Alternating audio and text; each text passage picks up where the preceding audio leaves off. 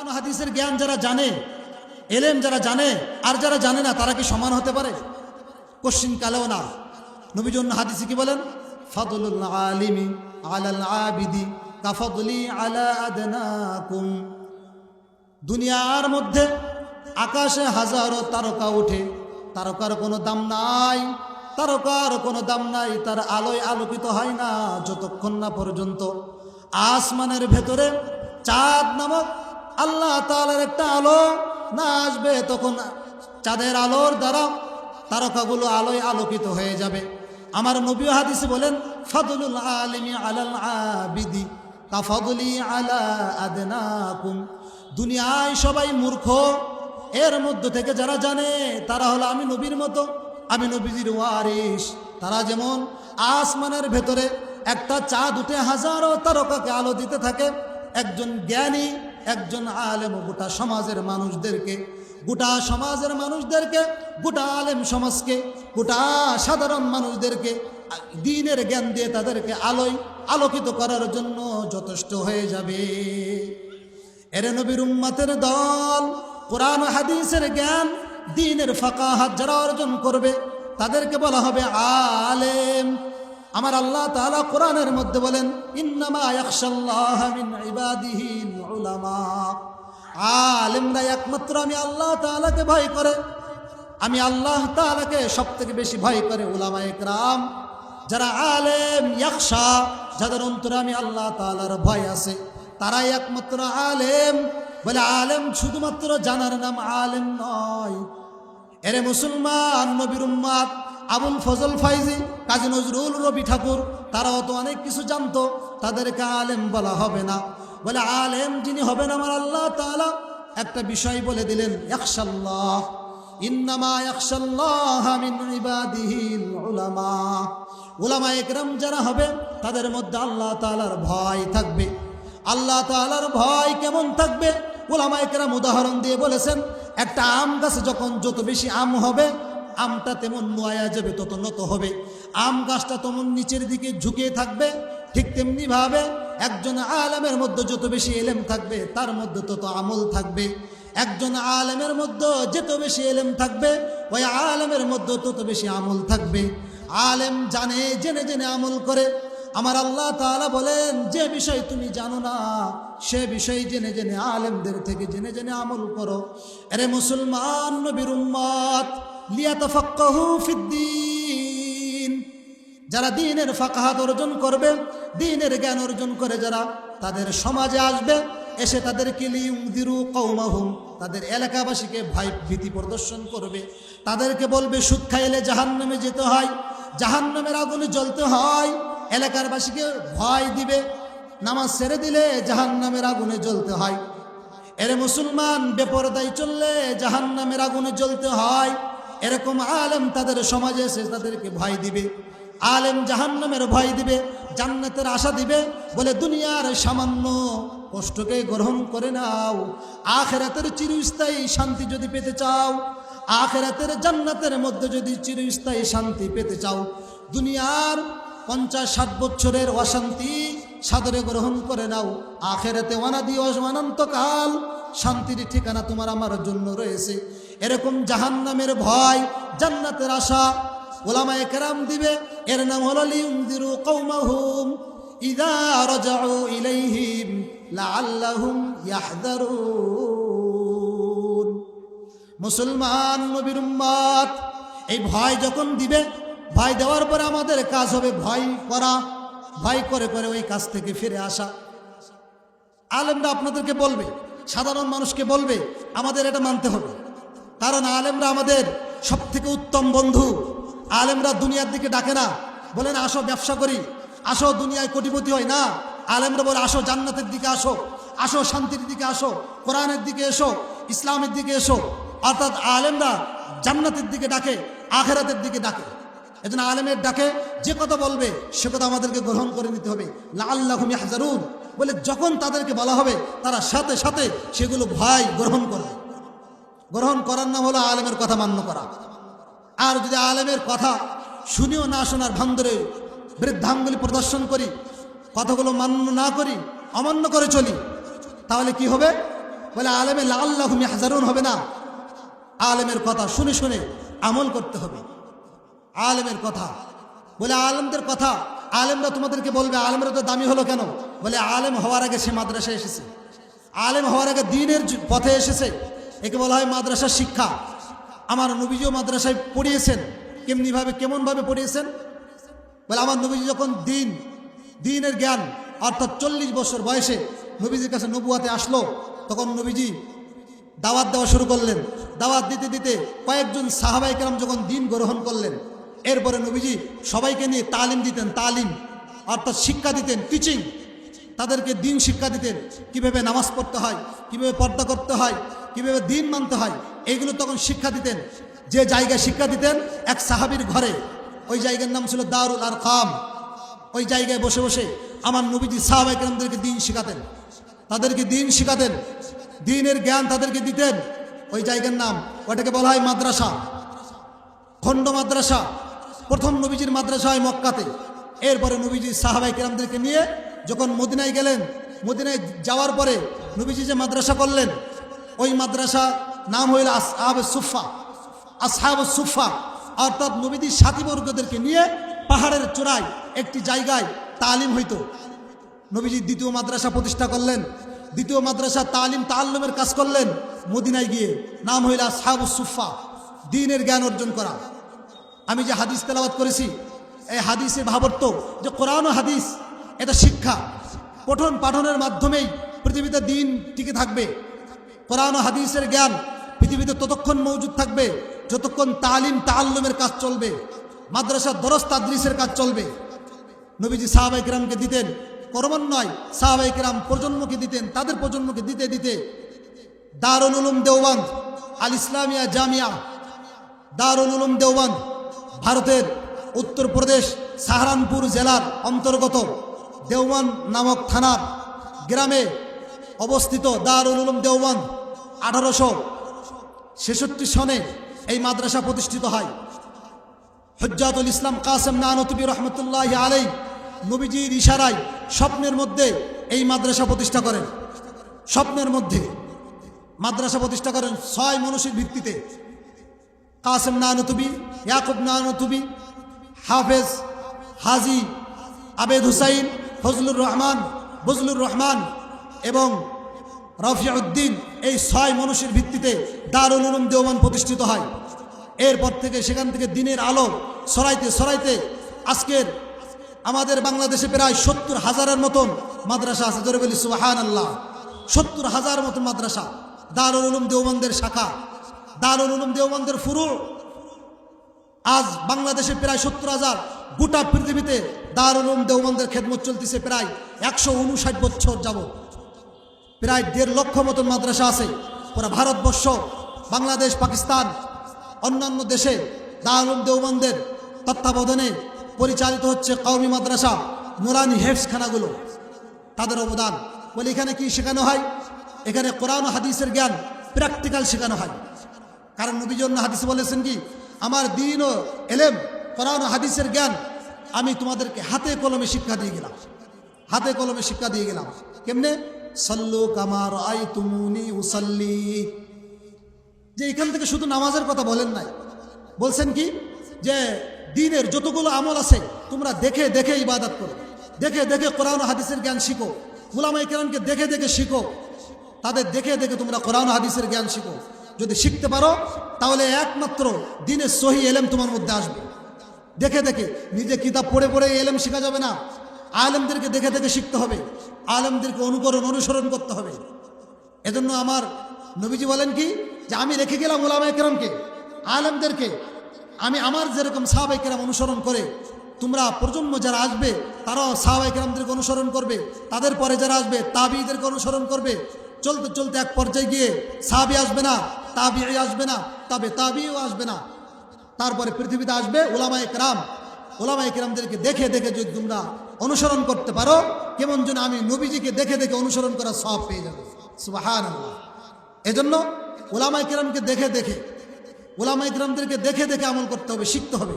কোরআন হাদিসের জ্ঞান যেমনিভাবে আমার নবীজি বলেন যে কোরআন হাদিসের জ্ঞান মানুষের মধ্যে যখন আসে, মানুষ কি হয়, দামি হয়ে যায়। কেমন দামি? আমার নবীজি হাদিসে বলেন, ওমরে ফারুক রাদিয়াল্লাহু তাআলা আনহুর কোনো দাম ছিল না। নবীজি নবুয়াতের ৭ম বছর অথবা ৬ষ্ঠ বছর নবীজি তালিম দিচ্ছিলেন সাহাবা কিরামদেরকে নিয়ে।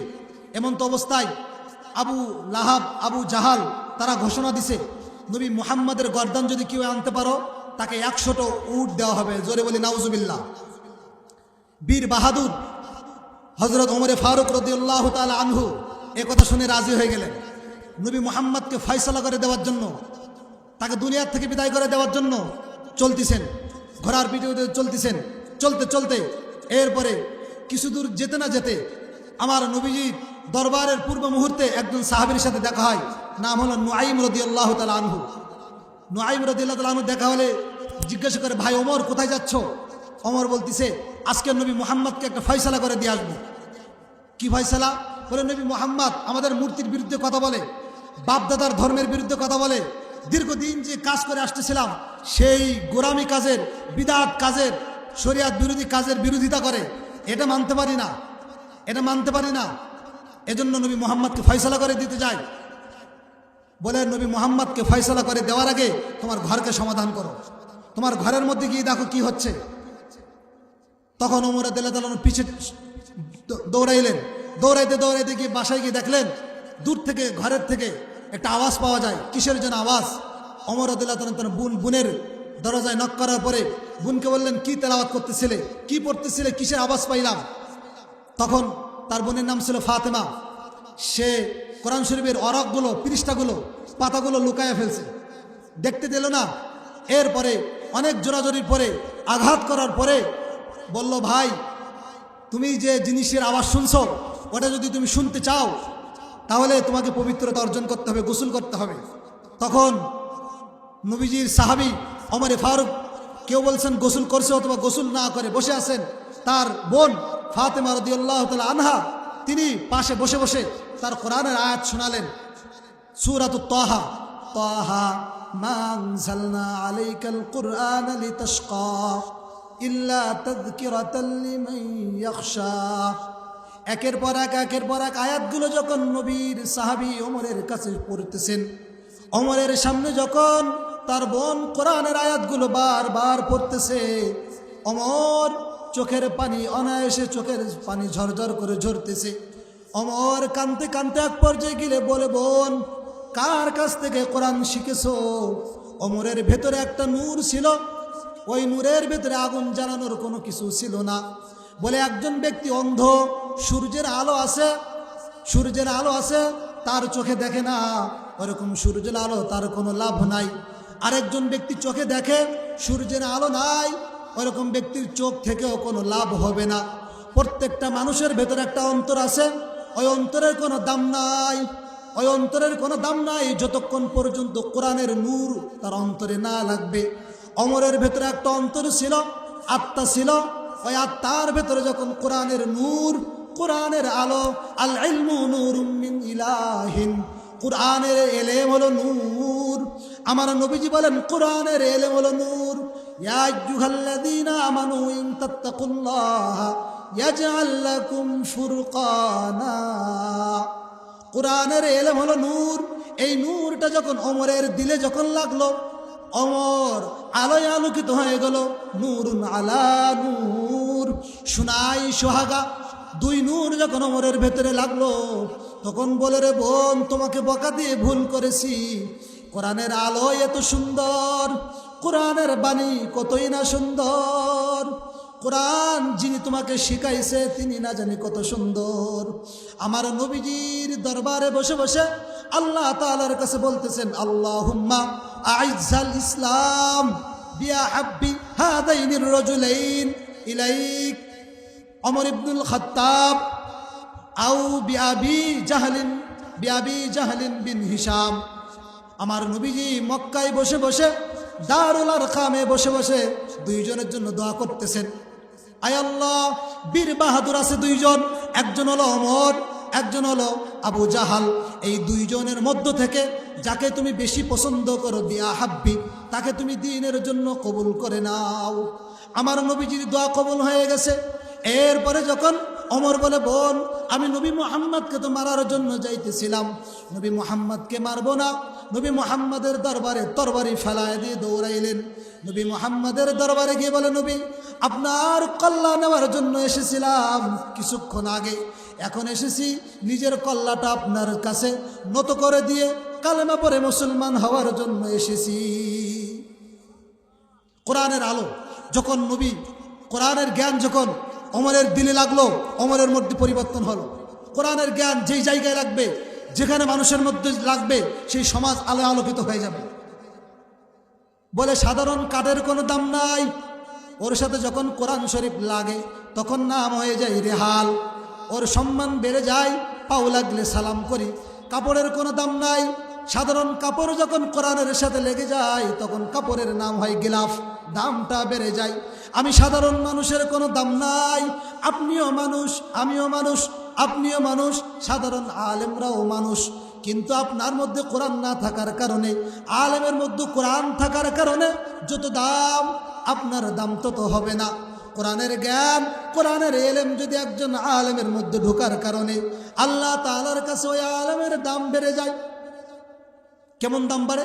আমার নবীজি বলেন, ইকালু লিসাহিবিল কুরআন ইকরা ওয়ারতাকি ফিদ দারাজাত ওয়ারাত্তিল কামা কুনতা তুরাত্তিলু ফিদ দুনিয়া ফাইন্না মানজিলাকা ইনদা আখিরি আয়াতিন। আমার নবীজি বলেন যে কোরআন শরীফ যারা মুখস্থ করবে, কোরআনের যারা হাফেজ হবে, কোরআনের যারা সব শব্দ মুখস্থ করে তাদেরকে বলা হয় হাফেজ কোরআন। আর যারা কোরআনের ব্যাখ্যা মুখস্থ করে তাদেরকে বলা হয় আলেমে কোরআন। হাফেজ কোরআন, আলেমে কোরআন, এই দুটো সমন্বয়। 3 নম্বর আরেকটা হবে আমেলে কোরআন। বলে হাফেজ হয়েছে কোনো দাম নাই, আলেম হয়েছে কোনো দাম নাই, এই 3 নম্বরে যেটা আছে আমেলে কোরআন। হাফেজ আলেম যদি আমল না করে, কোরআন হাদিসের উপর আমল না করে, ওরকম আলেমের দাম নাই। তাই বলছে আমেলে কোরআন, কোরআন হাদিসের উপর আমল করা, কোরআন হাদিসের উপর আমল করা। যদি হাফেজ আমল করতে পারে, শুধু কোরআনের শব্দ মুখস্থ করে, আয়াতগুলো মুখস্থ করে, তাদেরকে বলা হয় হাফেজ। কোরআনের মধ্যে 6236টা আয়াত আছে। একজন হাফেজ সাহেব যখন 6236টা আয়াত মুখস্থ করে, তখন আল্লাহ নবীজি বলেন কি, কিয়ামতের ময়দানে ওই হাফেজ সাহেবকে বলা হবে, হাফেজ কোরআন আসো, আসো হাফেজ কোরআন, আমার সামনে আসো। দুনিয়াতে গভীর রাতে উঠে তোমার উস্তাদকে কোরআন তেলাওয়াত করে শুনিয়েছো, দুনিয়াবাসীকে কোরআন তেলাওয়াত করে শুনিয়েছো। আজকের দুনিয়াবাসী শুনবে না, আজকের স্বয়ং কোরআনের মালিক, কোরআনের প্রভু, কোরআনের রব, কোরআনের মালিক কালামুল্লাহ, কোরআনের মালিক যিনি, আমি কোরআন নাজিল করেছি, ওই কোরআনের মালিক হলেন আমি আল্লাহ। আজকের আমি আল্লাহ তাআলাকে কোরআন শোনাও। আল্লাহ তাআলা স্বয়ং হাফেজ সাহেবকে বলে আমাকে শোনাও। আল্লাহ যখন বলবে আমাকে শোনাও, তখন হাফেজ সাহেব কোরআন তেলাওয়াত করবে। করতে করতে কি হবে, কামা কামা নুনাজ্জিলু ফাইন্না মানজিলাকা ইনদা আখিরি আয়া। এক এক আয়াত পড়বে, এক এক মর্যাদা বাড়বে, মর্তবা বাড়বে। এক এক আয়াত পড়বে, হাফেজ সাহেবের এক এক মর্তবা বাড়বে। হাফেজ সাহেব যখন 6236টা আয়াত পড়তে পারবে, ওই হাফেজ সাহেবের জন্য 6236 তলা বিল্ডিংয়ের মালিক হবে। শুধু হাফেজ সাহেব কোরআনের আয়াতগুলো পড়ছে।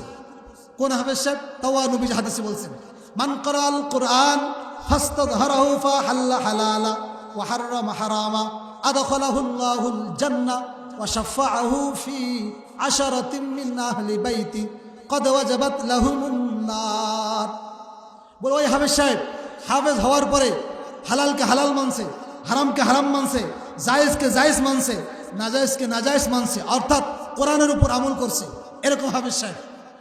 হাফেজ হওয়ার পরে আমল করে না, ওরকম হাফেজ সাহেবের কথা বলে নাই।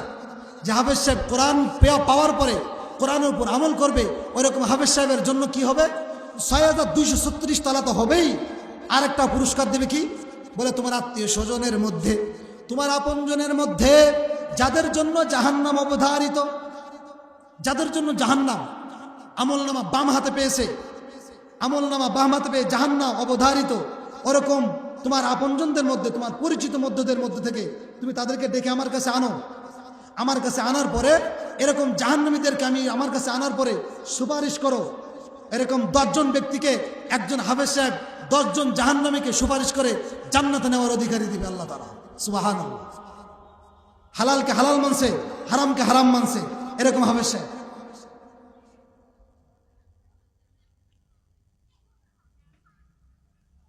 এবার আসেন, হাফেজ সাহেবের পিতামাতার কি সম্মান দিবে?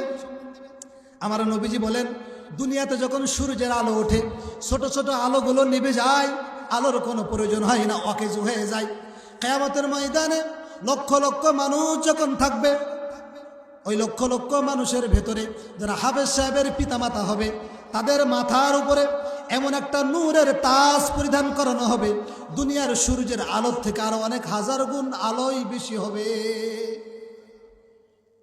আল্লাহ তাআলার কাছে প্রশ্ন করবে, কয়েকজনের মাথায় নূরের টুপি দেখা যায়, এরা কারা? বলে, এরা ওই সমস্ত মানুষ যারা দুনিয়ার মোহে পড়ে, তারা সন্তানদেরকে দুনিয়ার পেছনে দেয় নাই। দুনিয়ায় পারত সন্তানকে ডাক্তার বানাইতে, বিশাল বড় ইঞ্জিনিয়ার বানাইতে পারত, বড় বড় শিক্ষায় শিক্ষিত করতে পারত, কিন্তু না শিখে তারা কোরআনের জ্ঞান শিখিয়েছে। ওই সমস্ত হাফেজের বাবা মাকে আমি আল্লাহ তাআলা সামান্য সম্মানিত করলাম নূরের টুপি পরিধান করে। আজকে দেখছেন যারা মসজিদ মাদ্রাসা মাহফিলের কমিটিতে আছে, তাদেরকে সম্মানিত করেছে ব্যাজ দিয়ে, এখানে আসন দিয়ে। ঠিক তেমনিভাবে কিয়ামতের ময়দানে যারা হাফেজের পিতামাতা হবে, তাদেরকে আল্লাহ তাআলা নূরের টুপি পরিধান করে তাদেরকে সম্মানিত করবে। সুবহানাল্লাহ। এবার আসেন, তাহলে তো আমরা বঞ্চিত হয়ে গেলাম, আমরা সাধারণ মানুষ বঞ্চিত হয়ে গেলাম না। আমার নবীজি সেটাও বলছেন, কুন আলিমান আও মুতাআল্লিমান আও মুস্তামিআন আও মুহিব্বান। তুমি আলেম হও, আলেম হতে পারো নাই, আলেমের ছাত্র হও। আলেমের ছাত্র হতে পারো নাই, নিজের সন্তান দিয়ে আলেমের কাছে দিয়ে এলেম শিখাও। সন্তান দিয়ে সহযোগিতা করতে পারো নাই, তাহলে কি হও? আলেমের শ্রোতা হও, আলেমের অনুসরণ করো। আমি আলেমের অনুসরণও করতে পারি না, তাহলে 4 নম্বরেরটা করো না। আলেম 4 নম্বরেরটা থেকে বঞ্চিত হয়েও না। 4 নম্বরটা কি? বলে আলেমকে দূর থেকে হলেও আলেমকে মুহাব্বত করো। আও মুহিব্বান, আলেমকে মুহাব্বত করো। যদি আলেমকে মুহাব্বত না করতে পারো, তুমি লিখে রাখো তোমার কপালে জাহান্নাম। কারণ কিয়ামতের ময়দানে আল্লাহ উসিলা খুঁজবে, উসিলা খুঁজবে, আলেমদেরকে ডাকবে। একজন ইমাম বলছেন কি, ইমাম গাজালি রহমতুল্লাহ আলাইহি বলে, কেউ জান্নাতে যাবে না, একজন জান্নাতে যাবে, তারা হলো আলেম। বলে আলেমও জান্নাতে যাবে না, যে আলেম কোরআন হাদিসে সহি আমল করে ওই আলেম। বলে ওই আলেমও জান্নাতে যাবে না, যে আলেমের তাকওয়া নেই বরং তাকওয়া আছে ওই আলেম জান্নাতে যাবে। বলে ওই আলেমও জান্নাতে যাবে না। সর্বশেষ বলেন, আল্লাহ তাআলা তাকওয়া পাওয়ার পরে আল্লাহ তাআলার পক্ষ থেকে যিনি খাস রহমত পাবেন, সেই ব্যক্তি জান্নাতে যাবে। সুবহানাল্লাহ। তাহলে আল্লাহ তাআলার মুহাব্বতের মধ্য দিয়ে, আল্লাহ তাআলার মুহাব্বতের মধ্য দিয়ে আমাদেরকে আলেম হাফেজদেরকে মুহাব্বত করতে হবে। আমাদের দেশের বড় একজন আলেম ছিলেন, তার নাম ছিল শেখুল হাদিস আল্লামা আজিজুল হক রহমতুল্লাহি আলাইহি। অনেকে নাম শুনছেন। ওনার কাছে জিজ্ঞাসা করা হলো, সাধারণ মানুষের উপায় কি? নবীজি বললেন, খায়রুকুম মান তাআল্লামাল কুরআন ওয়া আল্লামা। যারা কোরআন শিখবে এবং শিখাবে তারাই একমাত্র আল্লাহ তাআলার কাছে দামি। তাহলে মাঝখানের লোকজন তো বাদ গেল। তখন আমার নবীজির এই হাদিসটাকে সুন্দর ব্যাখ্যা দিয়ে শেখুল হাদিস সাহেব তিনি বলেন কি, যারা হাফেজ আলেম এই 2 শ্রেণীর ব্যক্তিদেরকে, উস্তাদ ছাত্রদেরকে খেদমত করবে, তাদের যারা খাদেম হবে তারাও এই হাদিসের অন্তর্ভুক্ত। সুবহানাল্লাহ। যারা পড়াবেন, খায়রুকুম মান তাআল্লামাল কুরআন ওয়া আল্লামা, যারা শিখেন এবং শেখান, এই 2 শ্রেণীর ব্যক্তি আল্লাহ তাআলার কাছে দামি। এবং এই 2 শ্রেণীর ব্যক্তিদের যারা খাদেম হবে, টাকা, সময়, শ্রম, বুদ্ধি, খাবার সব দিয়ে যারা সহযোগিতা করবে, ওই সমস্ত ব্যক্তিরাও খায়রুকুম মান তাআল্লামাল কুরআনের অন্তর্ভুক্ত। কত সুন্দর। বলে আমরা মাদ্রাসায় শিখি, এই শিক্ষার কি কোনো ঘেলু আছে, কোনো দাম আছে? দুনিয়ায় যারা শিক্ষায় শিক্ষিত হয়, তাদের শিক্ষার শেষ খুঁজে পাওয়া যায় না, তাদের শিক্ষার শেষ খুঁজে পাওয়া যায় না। শিক্ষার শেষ খুঁজলে পাওয়া যাবে মূর্খ। কেমন মূর্খ? বলে পৃথিবীতে আমার নবীজির যুগের আসার আগে বা পরে পৃথিবীতে মাস্টার্স নামে কোনো ক্লাস ছিল না। তাহলে মাস্টার যিনি পড়ছেন তিনি তার আগের ব্যক্তির কাছে পড়ছেন, তারপরের যে ব্যক্তি তার আগের ক্লাসে পড়ছেন। মানে যিনি যে ক্লাস আরেক ক্লাস আবিষ্কার করেছে, অর্থাৎ মানুষ আবিষ্কার করেছে, তাকে বলা হয় জেনারেল শিক্ষা। এটা কোরআন হাদিসের শিক্ষা না, জেনারেল শিক্ষা, যে শিক্ষার নিছক দুনিয়ার সাথে সম্পৃক্ত, এটাকে বলা হয় জেনারেল শিক্ষা। আর আমরা যে শিক্ষাটা শিখি কোরআন ও হাদিসের জ্ঞান, এই শিক্ষা একমাত্র আল্লাহ তাআলা। জোরে বলি সুবহানাল্লাহ। কেমন? আমি একটা ছোট্ট প্রমাণ দিচ্ছি। কোরআন ও হাদিসের জ্ঞান আমরা যারা শিখি আমাদের মন এজন্য প্রফুল্ল থাকে, মনে বল থাকে যে আমাদের দুনিয়া শিক্ষা না, এটা আল্লাহর প্রেরিত, আল্লাহ তাআলার পক্ষ থেকে আমাদের জন্য এসেছে সেই শিক্ষা। কেমন? আমি কোরআন ও হাদিসের জ্ঞান শিখছি আমার উস্তাদের কাছ থেকে। আমার উস্তাদের নাম নিয়ামতুল্লাহ আজমি দারুল উলুম দেওবন্দের দীর্ঘ 60 বছরের মুহাদ্দিস নিয়ামতুল্লাহ আজমি দামাত বারাকাতুহুল আলিয়া। তিনি তার কোরআন হাদিসের জ্ঞান শিখছেন সৈয়দ হুসাইন আহমদ মাদানী রহমতুল্লাহ আলাইহির কাছ থেকে। তিনি কোরআন হাদিসের জ্ঞান শিখছেন তার উস্তাদ শেখুল হিন্দ মাহমুদ হাসান দেওবন্দি রহমতুল্লাহ আলাইহির কাছ থেকে। তিনি তার কোরআন হাদিসের জ্ঞান শিখছেন তেনার উস্তাদ হুজ্জাতুল ইসলাম কাসেম নানুতুবি রহমতুল্লাহ আলাইহির কাছ থেকে। তিনি তার কোরআন হাদিসের জ্ঞান শিখছেন তার উস্তাদ শাহ আব্দুল গনি মুজাদ্দিদ রহমতুল্লাহ আলাইহির কাছ থেকে। তিনি তার কোরআন হাদিসের সমস্ত জ্ঞান শিখছেন শাহ ইসহাক দেহলভী রহমতুল্লাহর কাছ থেকে। তিনি তার কোরআন হাদিসের জ্ঞান শিখছেন তার উস্তাদ শাহ আব্দুল আজিজ দেহলভী রহমতুল্লাহর কাছ থেকে। তিনি তার কোরআন হাদিসের জ্ঞান শিখছেন তার উস্তাদ মুসনাদুল হিন্দ শাহ ওলিউল্লাহ মুহাদ্দিস দেহলভী রহমতুল্লাহর কাছ থেকে। তিনি তার কোরআন হাদিসের জ্ঞান শিখছেন তার উস্তাদ আবু তাহের কুর্দি রহমতুল্লাহর কাছ থেকে। তিনি তার জ্ঞান কোরআন হাদিসের জ্ঞান শিখছেন তার উস্তাদ ইব্রাহিম কুর্দি রহমতুল্লাহর কাছ থেকে। তিনি তার কোরআন হাদিসের জ্ঞান শিখছেন তার উস্তাদ সৈয়দ আহমদ রহমতুল্লাহর কাছ থেকে। তিনি তার কোরআন হাদিসের জ্ঞান শিখছেন তার উস্তাদ সৈয়দ আহমদ রহমতুল্লাহর কাছ থেকে। তিনি তার কোরআন হাদিসের জ্ঞান শিখছেন তার উস্তাদ ইব্রাহিম কুর্দি রহমতুল্লাহর কাছ থেকে। তিনি তার কোরআন হাদিসের জ্ঞান শিখছেন শেখ সিরাজউদ্দিন রহমতুল্লাহর কাছ থেকে। তিনি তার কোরআন হাদিসের জ্ঞান শিখছেন তার উস্তাদ শেখ হাফেজ ইবনে হাজার আসকালানী রহমতুল্লাহর কাছ থেকে। তিনি তার কোরআন হাদিসের জ্ঞান শিখছেন জৈনুদ্দিন রহমতুল্লাহর কাছ থেকে। তিনি তার কোরআন হাদিসের জ্ঞান শিখছেন তার উস্তাদ শেখ সিরাজউদ্দিন রহমতুল্লাহর কাছ থেকে।